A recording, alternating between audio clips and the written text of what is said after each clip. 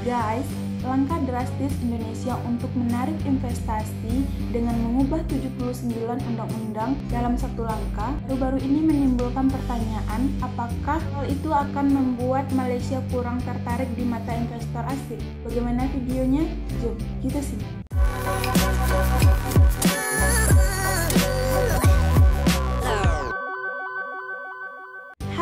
Assalamualaikum warahmatullahi wabarakatuh. Salam sejahtera untuk kita semua. Bertemu lagi dengan saya Anissa Drita di dalam On Day Channel. Apa kabar teman-teman yang ada di Indonesia, Malaysia, Singapura, Brunei, dan seluruh dunia? Semoga kita selalu dalam lindungannya dan dimudahkan rezeki. Amin. Pada Anda yang baru singgah di channel ini, jangan lupa subscribe, like, komen, dan kepada Anda yang senantiasa subscribe channel ini dari dulu hingga sekarang, kami ucapkan jutaan terima kasih karena berkat support dari Anda channel ini bisa berkembang sejauh ini. Guys, kali ini saya akan mereact sebuah video daripada channel New Cinema yang berjudul Malaysia Mulai Panik Rancangan Undang-Undang Cipta Kerja Indonesia. Bagaimana videonya? Jom kita simak. Dalam hitungan 1, 2, 3. Malaysia mulai panik dengan RUU Cipta Kerja yang baru disahkan oleh Indonesia. Gimana tidak panik? Indonesia akan bersaing dengan Malaysia, Vietnam, Thailand dalam bidang investasi.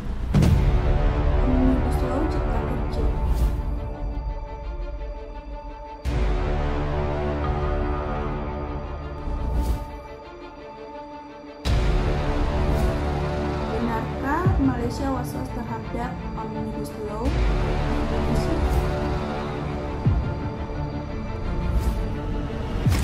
Parlemen Malaysia dan beberapa pihak asing minta Omnibus Law. Dalam berita yang beredar, Charles Santiago yang juga anggota dari Parlemen Malaysia menolak Omnibus Law, Undang-Undang Cipta Kerja yang baru disahkan oleh Indonesia.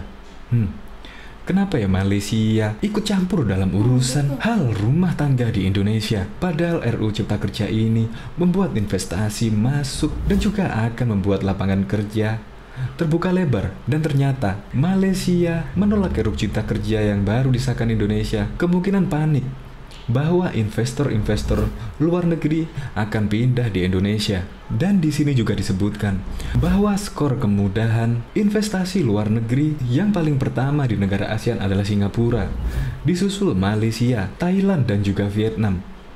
Maka undang-undang Omnibus Law ini perlu disahkan oleh pemerintah Indonesia, di mana akan menarik investor dan mempermudah investor masuk ke Indonesia, seperti halnya yang sudah dilakukan Malaysia, Singapura, dan Vietnam. Karena Indonesia memiliki persentase kemudahan bagi investor cuma 67%. Bandingkan dengan Singapura, Singapura memiliki 85%, disusul Malaysia 80%, Indonesia hanya peringkat 67%. Sama halnya juga Filipina. Kemudahan investasi di Filipina sangat ribet sekali. Maka Indonesia memang benar membutuhkan undang-undang Omnibus Law. Dan jika investasi asing masuk ke Indonesia, maka Indonesia memperkuat ekonomi Indonesia karena akan mengurangi jumlah pengangguran dan juga akan meningkatkan kesejahteraan rakyat Indonesia, sehingga rakyat Indonesia tidak perlu jauh-jauh bekerja di luar negeri, cukup di dalam negeri saja.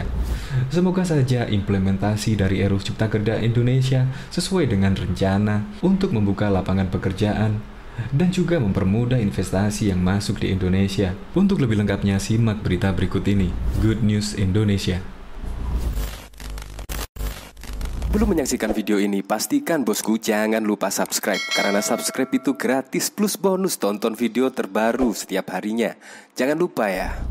Malaysia mulai panik RUU Cipta Kerja Indonesia. Ketua ASEAN Parliamentarian for Human Rights yang juga anggota Parlemen Malaysia, Charles Santiago, menolak Omnibus Law UU Cipta Kerja. APHR meminta Presiden Republik Indonesia untuk membatalkan RUU ini, kata Charles Santiago dalam keterangan resmi dilansir dari ID Today Kamis 15 Oktober 2020 yang lalu. Charles menjelaskan, tujuan dari Omnibus Law ini jelas untuk mendongkrak investasi asing dengan mengorbankan hak-hak demokratis, hak buruh, dan lingkungan hidup. Undang-undang ini tidak didasarkan atas ilmu ekonomi, katanya. Ia meminta Jokowi menyusun rancangan undang-undang baru yang memenuhi kewajiban hak asasi manusia di Indonesia. Pernyataan anggota parlemen Malaysia ini bukanlah pernyataan sikap dunia internasional pertama atas Omnibus Law. Sebelumnya, sekumpulan organisasi penghubung investor global ikut menyuarakan kekhawatiran mengenai Omnibus Law Undang-Undang Cipta Kerja. Mereka antara lain Aviva Investor, Legal dan General Investment Management, manajer aset yang berbasis di Belanda Robeco, dan manajer aset dari Jepang Sumitomo Mitsui Trust Asset Management. Meskipun kami menyadari perlunya reformasi hukum bisnis di Indonesia, kami memiliki kekhawatiran tentang dampak negatif dari Omnibus Law untuk menciptakan pekerjaan, ujar senior engagement spesialis Robeco Peter Van, perwakilan komunitas tersebut. Langkah drastis Indonesia untuk meraih investasi dengan mengubah 79 undang-undang dalam satu langkah baru-baru ini telah menimbulkan pertanyaan. Apakah hal itu akan membuat Malaysia kurang menarik di mata investor asing dibandingkan dengan Malaysia? Malaysia sudah menghadapi persaingan ketat dari negara-negara buruh berupah rendah di Asia Tenggara seperti Vietnam, Myanmar, dan Kamboja. Oleh karena itu, ada kekhawatiran bahwa langkah kontroversial Indonesia untuk menarik investor dapat makin menambah persaingan. Ketegangan perdagangan antara Amerika dan Cina yang tetap tinggi telah menciptakan peluang bagi Malaysia untuk menarik perusahaan-perusahaan meninggalkan Cina untuk menghindari tarif. Namun, Malaysia menghadapi persaingan ketat dari negara-negara kawasan lain yang mungkin lebih disukai investor asing karena lingkungan bisnis mereka yang berbiaya rendah. Para ekonom mengatakan bahwa Malaysia tidak akan terpengaruh oleh pelonggaran peraturan ketenagakerjaan dan bisnis Indonesia yang gratis, meskipun Indonesia perlu terus memastikan keunggulan kompetitifnya di antara negara-negara kawasan. Kepala Ekonom Bank Islam Malaysia, Muhammad Afzanizam Abdul Rashid mengatakan bahwa kondisi ini tidak akan menjadi perbandingan apple to apple. Dalam berbahas dampak Omnibus Law penciptakan lapangan kerja Indonesia baru-baru ini di Malaysia, dia meyakini bahwa Malaysia memiliki ceruk sendiri dibandingkan dengan Indonesia dalam hal menarik investor asing.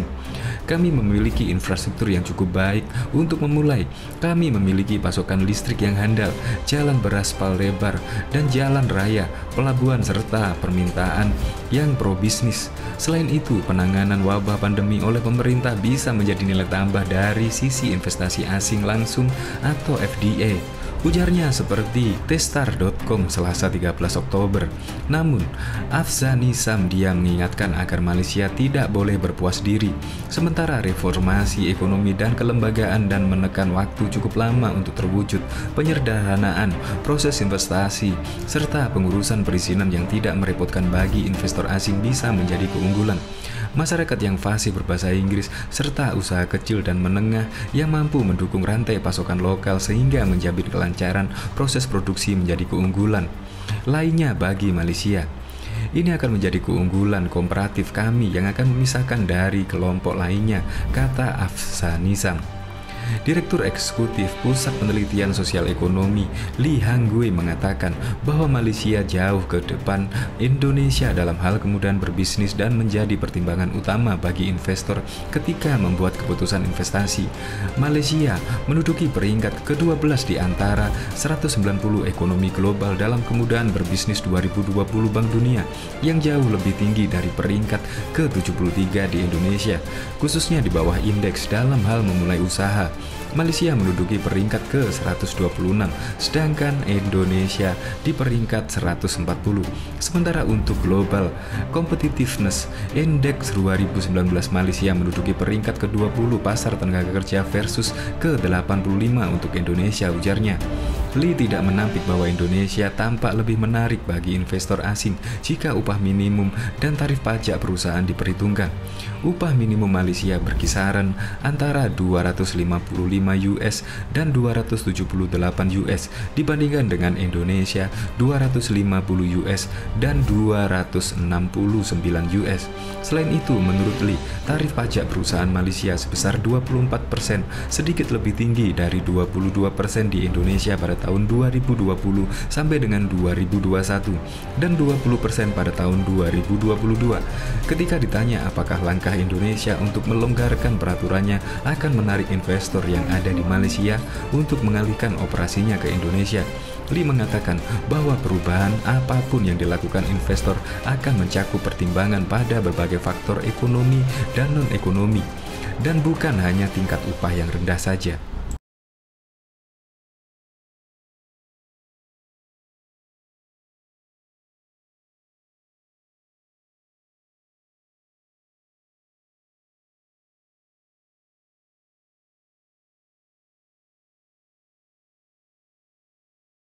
Oke guys, dari video yang tadi bisa kita simpulkan bahwa Malaysia sudah menghadapi persaingan ketat dari negara buruh yang berupah rendah di Asia Tenggara. Oleh karena itu, ada kekhawatiran bahwa langkah kontroversial Indonesia ini untuk menarik investor dapat menambah persaingan. Oke guys, itu saja video untuk hari ini. Jangan lupa subscribe, like, comment, and share sebanyak-banyaknya.